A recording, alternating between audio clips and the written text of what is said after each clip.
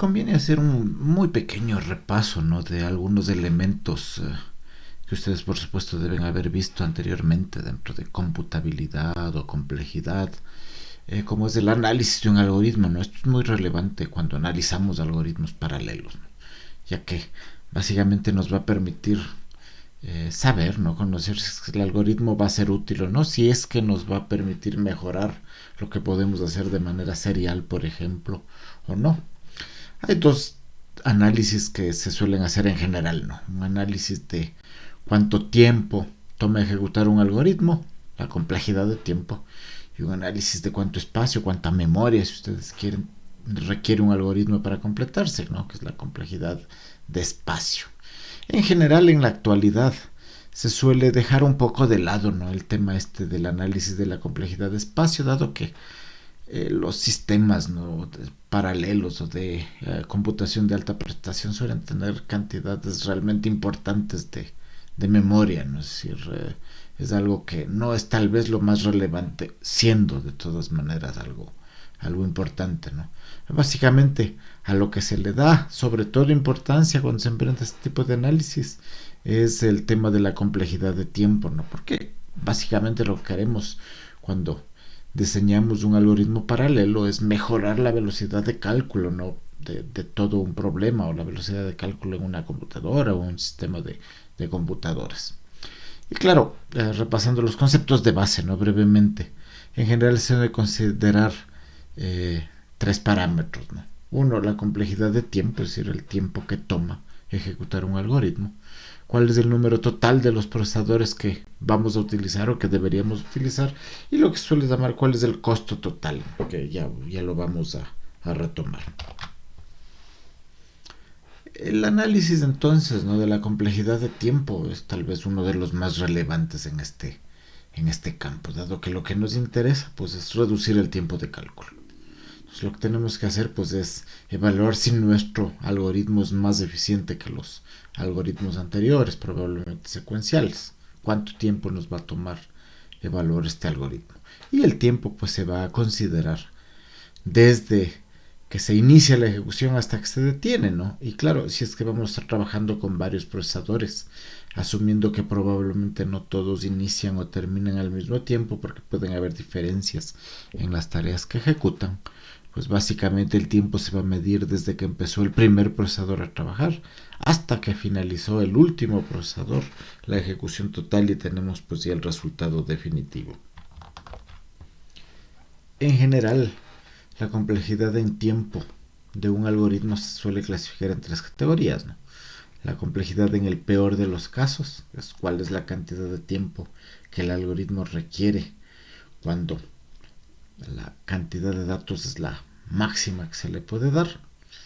El tiempo o la complejidad promedio, ¿no? O sea, en general este algoritmo puede tomar tanto tiempo.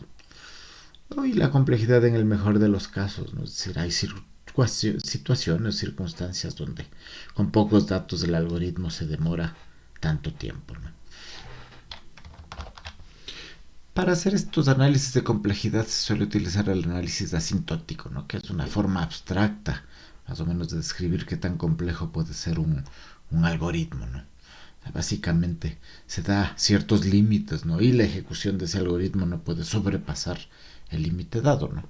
Es por eso que se les llama asintótico.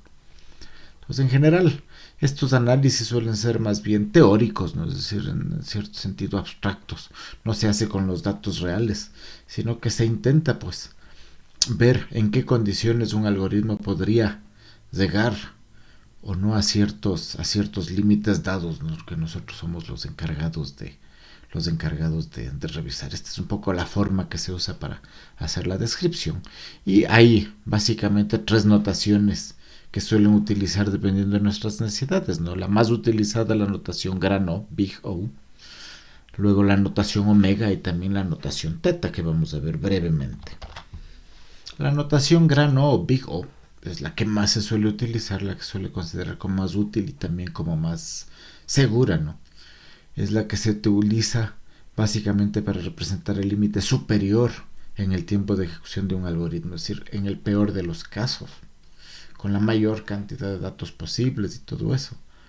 ¿Cuánto podría tomarle máximo a este algoritmo, ¿no?, terminar la ejecución. Es el valor el peor de los casos. E insisto, es el que se suele utilizar generalmente. Tenemos también la notación omega, que en cambio representa el límite inferior, ¿no?, el tiempo de ejecución en el mejor de los casos, con un número mínimo, digamos así, de datos, cuánto puede demorarse el algoritmo. Tenemos la notación teta, ¿no?, que básicamente trata o intenta en un solo bloque representar ambos límites, ¿no?, una sola función, tanto el límite inferior como el límite superior, tanto el límite en el mejor de los casos como el límite en el peor de los casos. El siguiente concepto interesante cuando hablamos de análisis de algoritmos es el de la ganancia, ¿no?, o la aceleración que puede dar en el tiempo un algoritmo. Pues claro, es probable que tengamos que analizar más de uno, ¿no? Es decir, el algoritmo A con respecto al algoritmo B. ¿Cuál es más rápido? ¿Cuál es la ganancia de utilizar uno con respecto del otro, ¿no? Entonces, básicamente lo que se utiliza es cuánto aceleramos, digamos así, la ejecución con un algoritmo con respecto a otro. Básicamente nos interesa hacer una relación del tiempo de ejecución, ¿no?, y se suele tomar en cuenta el peor de los casos, ¿no?, la notación gran O que hemos visto, generalmente considerando el algoritmo secuencial más rápido que conocemos para resolver un problema, y luego pues el tiempo de ejecución, el peor de los casos, del algoritmo en paralelo que estamos nosotros tratando de implementar o utilizar, ¿no?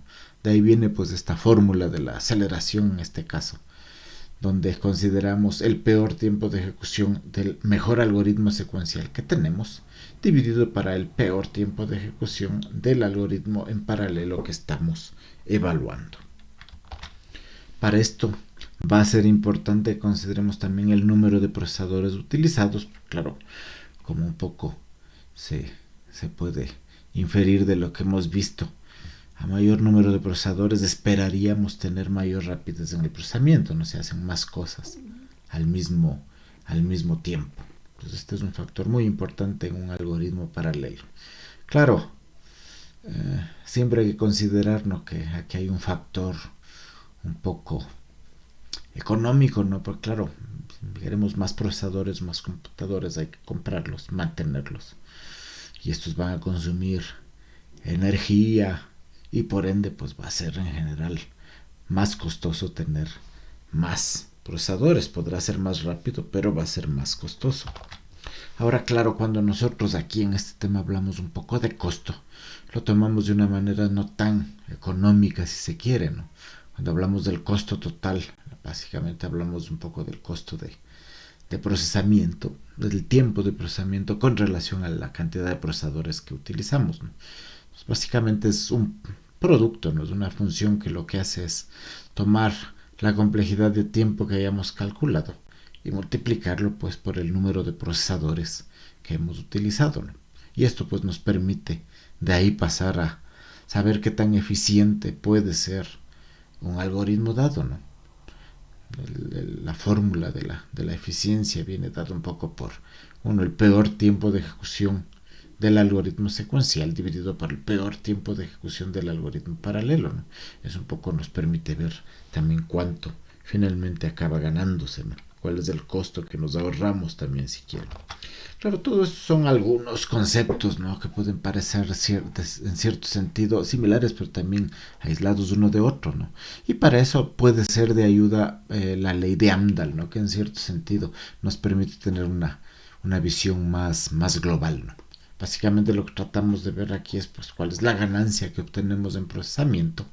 Y claro, esta ley básicamente nos da esta fórmula, ¿no?, 1 sobre 1 menos P, que básicamente lo que hace es indicarnos cuál puede ser la ganancia del procesamiento paralelo, cuál es la aceleración potencial del programa, y esto se define pues básicamente por esta letra P, ¿no?, que es o que representa la porción del código que puede paralelizarse en un programa dado.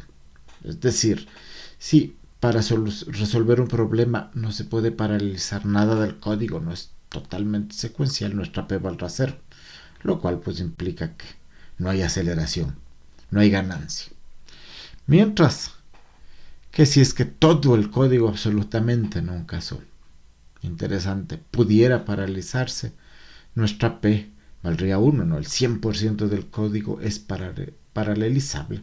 Y claro, en este sentido, no hipotético, la aceleración sería la máxima posible, vendría a ser, considerando la fórmula que utilizamos, infinita, ¿no? Este es un punto teórico, claro que, no, se, que no se alcanza, ¿no? Tomando una situación más realista, ¿no? Si suponemos que para resolver un problema el 50% del código puede ejecutarse en paralelo, esto básicamente implicaría pues que el código se ejecutaría el doble de rápido, seríamos el doble de ganancia que si es que lo ejecutamos secuencialmente, ¿no? De acuerdo a esta fórmula. Teóricamente, pues entonces la ley de Amdahl podría darnos un poco la relación que estamos viendo en esta curva, ¿no?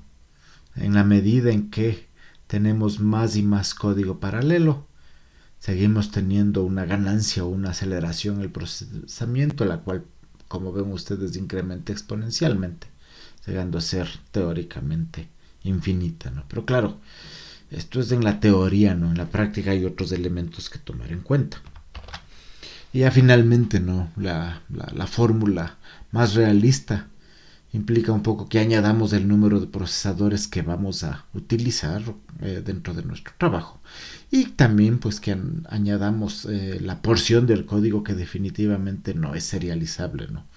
Entonces claro, aquí dentro de esta nueva fórmula P es la porción del código paralelo como en el caso anterior, N es el número de procesadores que vamos a utilizar y esa es la porción serial del código, ¿no? Que siempre va a haber una porción que no se puede paralelizar de lo que vamos a ejecutar. Y claro, eso sí ya nos hace un poco más evidentes los límites, ¿no? Nos deja más claro que no vamos a llegar a una aceleración infinita o a una ganancia infinita, ¿no? Veamos del primer caso, ¿no? Si es que podemos paralelizar el 50% del código, podemos ver, ¿no? Que, por ejemplo, llegado a este caso, ya no hay diferencia, ya no hay ganancia entre tener 1000 procesadores o tener 10.000, ¿no? La aceleración es exactamente la misma. Y asimismo, pues en esta tabla vemos que con el 90% del código también ¿no? Ya no hay diferencia entre tener 1000 y 10.000 procesadores. Con el 95% del código parecería ¿no? que podemos tener cada vez más diferencia, pero claro, las diferencias van siendo cada vez más pequeñas hasta que ya desaparecen, ¿no? Y eso pues lo podemos ver tal vez más fácilmente dentro de este gráfico, ¿no? Que ya pues nos presentan ¿no? cuáles podrían ser las aceleraciones reales, las ganancias reales para distintos tipos de tamaños de código paralelo, ¿no? Solo 25% del código se puede paralelizar, o el 50% del código, 90%, 95%. Ven ustedes ¿no? que hay un punto donde ya no importa cuántos procesadores más tengamos, el tiempo de ejecución va a ser el mismo, ¿no? Esto nos demuestra un poco estos límites.